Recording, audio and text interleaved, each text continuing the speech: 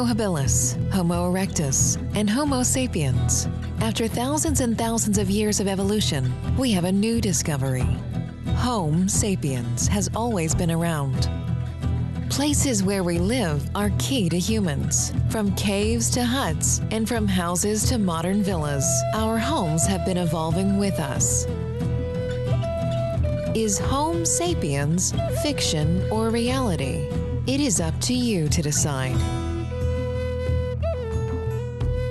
Climate change affects all areas of our daily lives. Recent study published by the Intergovernmental Panel on Climate Change, which is the United Nations body for assessing the science related to climate change, says that climate change is already affecting every inhabited region across the globe, with human influence contributing to many observed changes in weather and climate extremes. Global surface temperature has increased faster since 1970 than in any other 50-year period over at least the last 2,000 years. Global mean sea level has risen faster since 1900 than over any preceding century in the last 3,000 years. This undoubtedly affects the way we live. Evidence of observed changes in extremes such as heat waves, droughts, and tropical cyclones has increased. Global surface temperature will continue to increase until at least the mid-century under all emission scenarios considered. Global warming of 1.5 degrees and 2 degrees Celsius will be exceeded during the 21st century. Do our homes need to change, or has the process already started? This and much more in the first episode of Season 2 of our Homo Sapiens podcast with our speaker, Besim Nebil. Besim is Director of Central and Eastern Europe and Commonwealth of Independent States at Habitat for Humanity. And my name is Katerina Bezgatchina, and I'm Director of Communications for Europe, Middle East and Africa at Habitat for Humanity. And I'll be your host for this season of Homo Sapiens podcast. Hi, Besim. Nice to have you with us. Hi, Katya. Thanks for the invitation. Happy to be here. That's great to have you with us. And it's great that we can talk about the subject of climate change. I think it's quite important.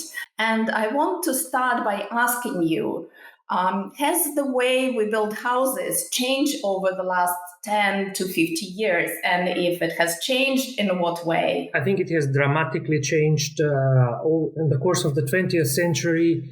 Several times, but even more significantly so in the last 50 years. I think houses tend to be much larger in average. I'm talking about averages, obviously, and they are, have a bigger footprint. They have more rooms. They have more space, and it is all in line with what you just gave as a intro to this. We consume more, therefore we need more space. We need more space to cook. We need more space to heat. We need more space to have our car in the garage, which was not the case previously. We have, habits, behaviors, and patterns which are very new, and they cost both energy, but also they cost space. So, I see that, we consume more now, we use more things, we need more space, we kind of tend to grow and grow and grow. And if we look at climate change and we talk about climate change, how is it influencing? So we see how it has influenced housing, but has it also influenced the housing industry, and in what way? First, it has influenced the way that construction is made. I think there is more emphasis to resilience. It affects real estate market. It affects cost. It affects insurance. It affects construction techniques and materials, and the entire thought process really that goes into building the environment, but also settlements, not just individual houses. Unfortunately, it is affecting negatively the vulnerable groups, right? Because we're talking here about segments of the population that have enough ability to access market systems, basically to buy a house, go, work with the real estate market on commercial terms, purchase a house, and, that house would be probably more resilient and better equipped to be, addressing situations of risk which are coming from the increased temperature, because basically climate risk is the risk that we have from increased weather of 1 Celsius degree, which you mentioned in the introduction, and all kinds of various types of weather-related hazards, such as fires, floods, you name it.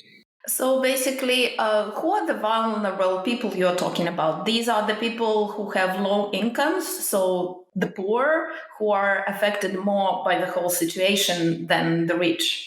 Exactly. I think that's exactly the case. As you're saying, the poor and the lower income your housing seems to be less resilient to any of these risks.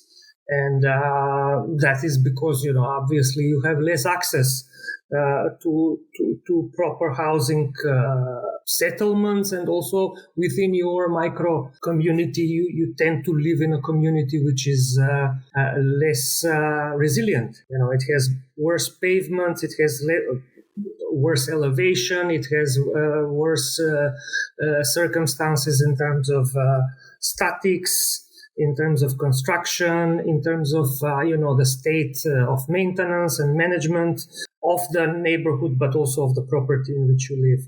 So yeah, definitely the more vulnerable you are in terms of economic terms, then you tend to be more prone or in a higher risk in terms of your housing situation.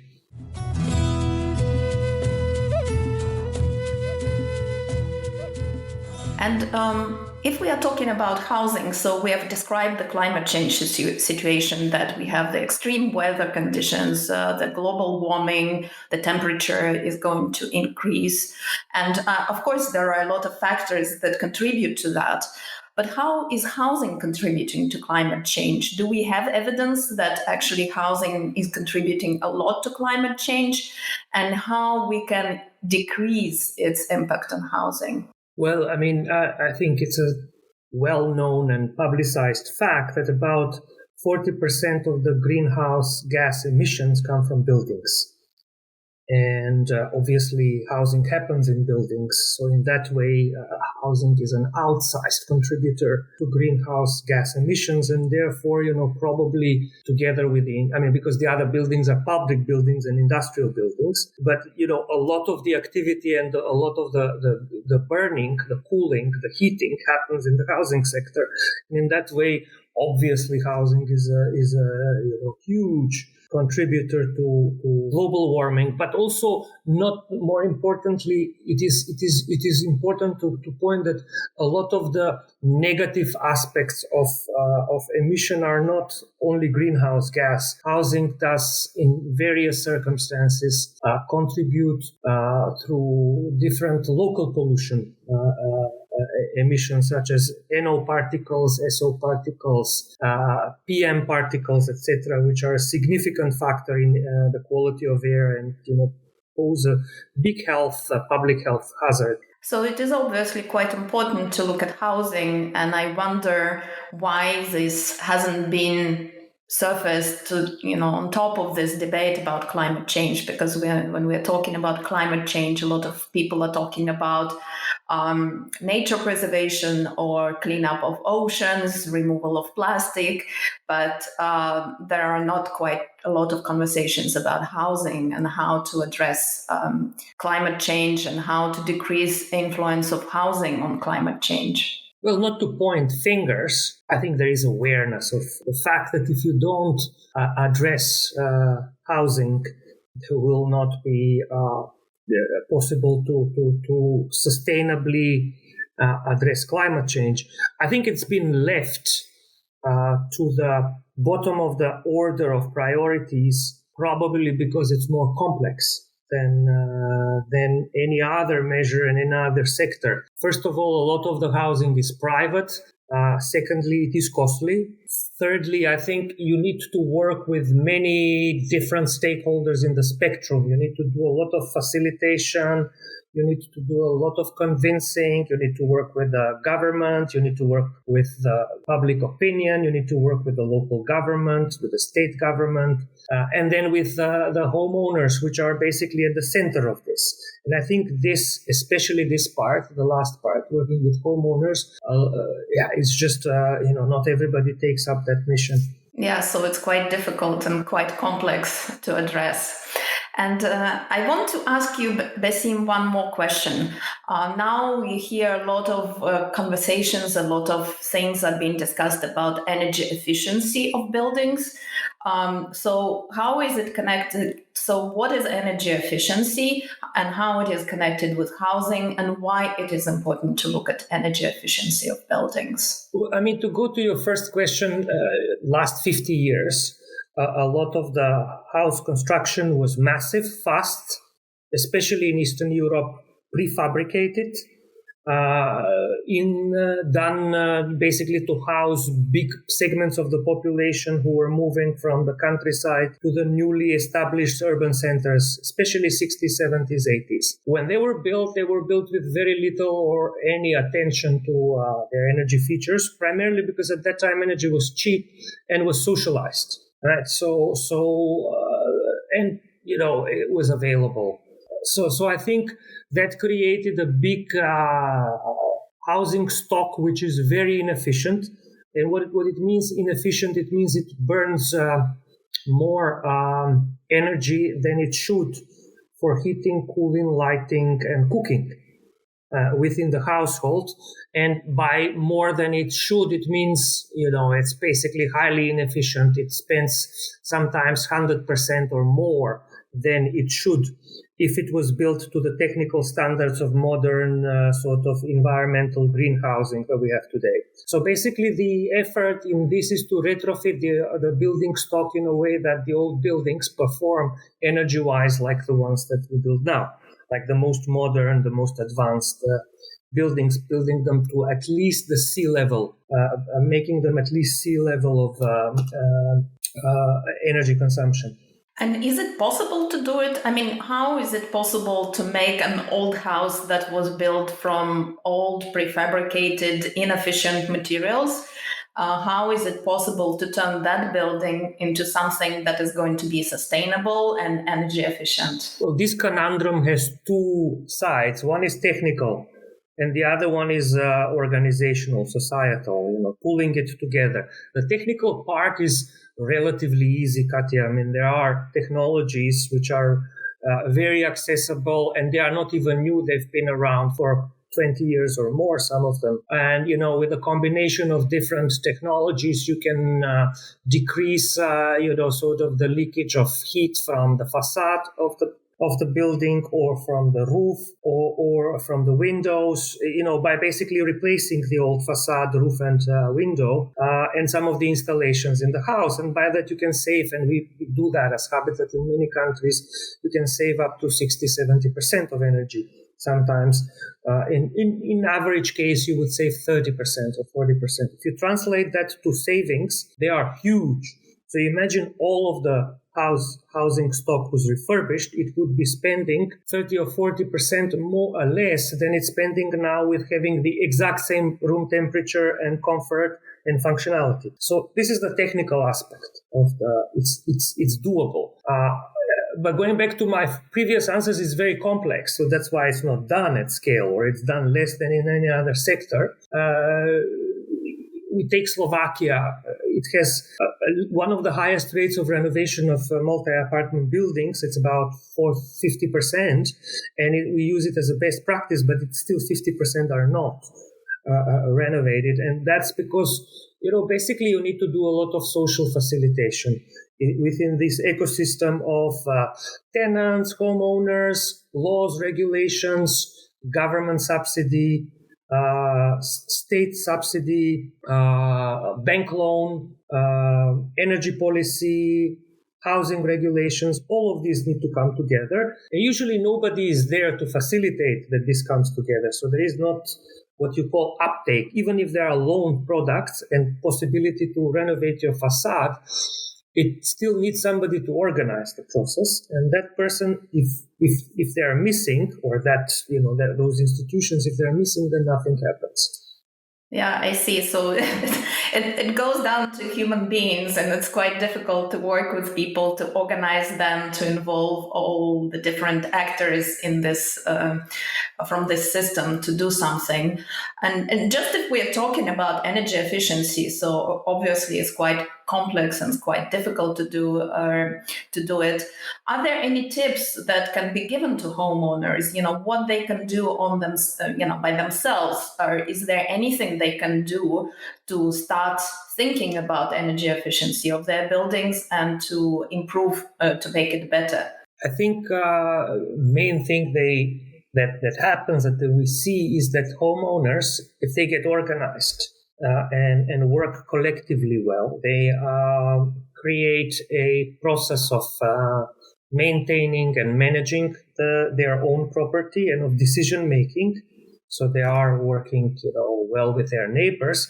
I think that's the most important thing. When that happens, you can almost be assured that there will be improvement of the, both of the features, because some of the saving of energy is not even dependent on investment. Some are just behavioral, just by having more awareness and more information, and by having a better understanding of where you use unnecessarily energy.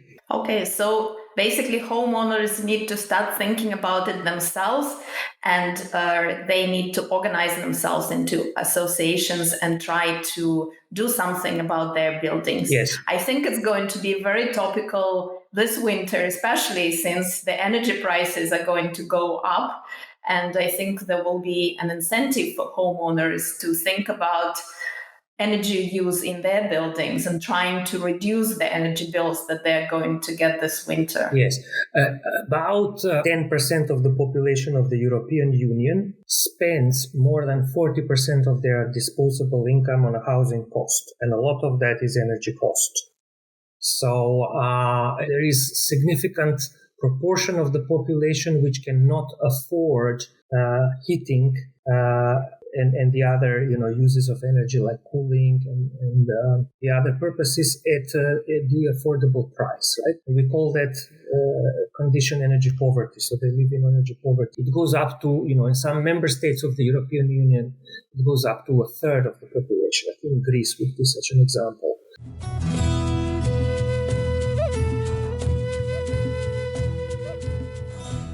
So this winter, we are all going to have probably higher energy bills because energy prices are definitely going to go up. And do we have any practical tips, what people can do to reduce their energy usage in the household?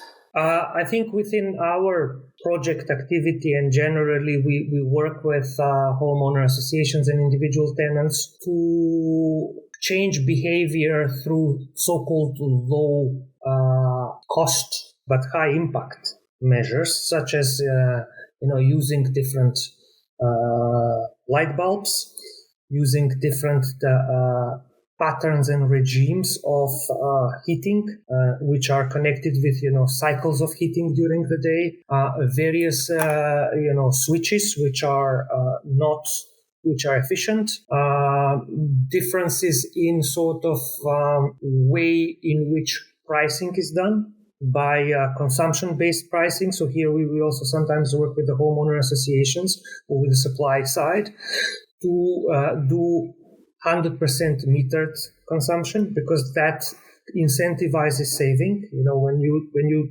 When your bill is not connected with how much you actually heat your apartment in winter, then you tend to be less careful about your consumption patterns. So I think connecting your behavior with economic rewards, in this case, economic reward is to save energy because you just get to pay less, is an important factor in this. But also actually generally working with the homeowners of the fact that there is a direct connection between how they behave within their household and in the apartment with how much money they will spend for their energy bill, I think generally gives a saving. Most people don't think about energy on a daily basis. It's not at the forefront of our conversations as a society or as neighbors, as family, as friends, etc.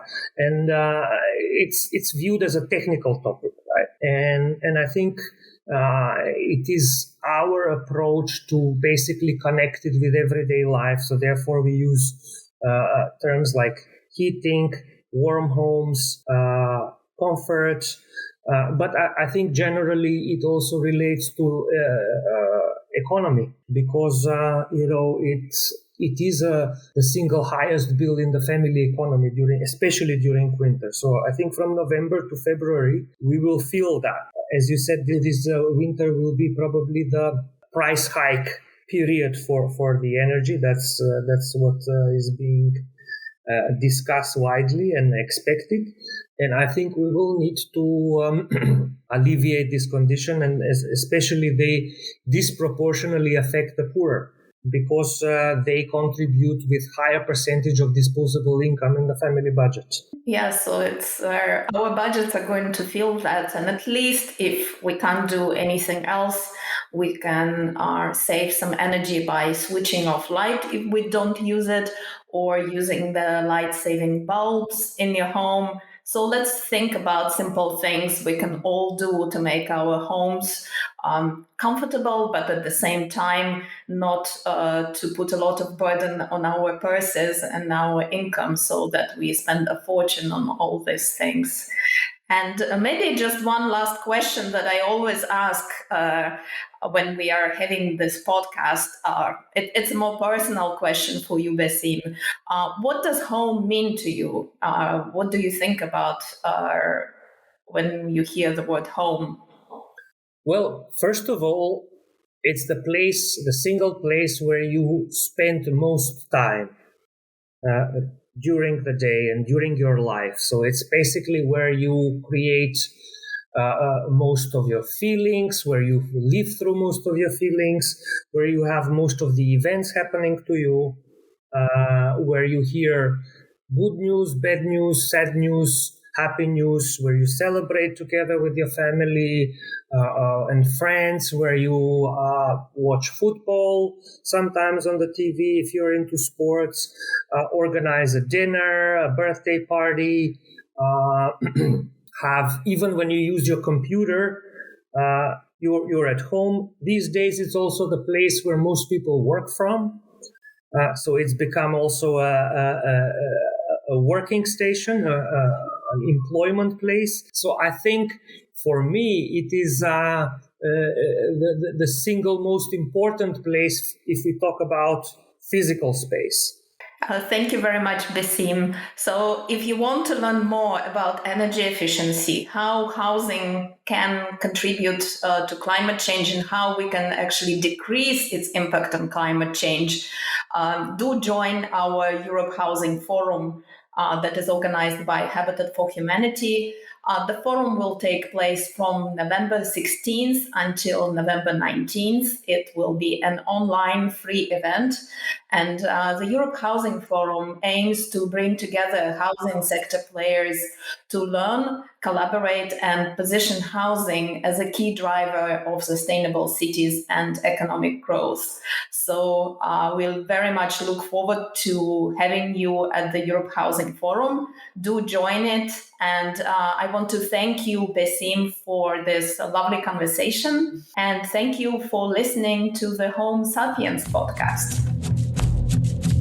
Home matters to humans. You've listened to the Home Sapiens podcast, produced by Habitat for Humanity.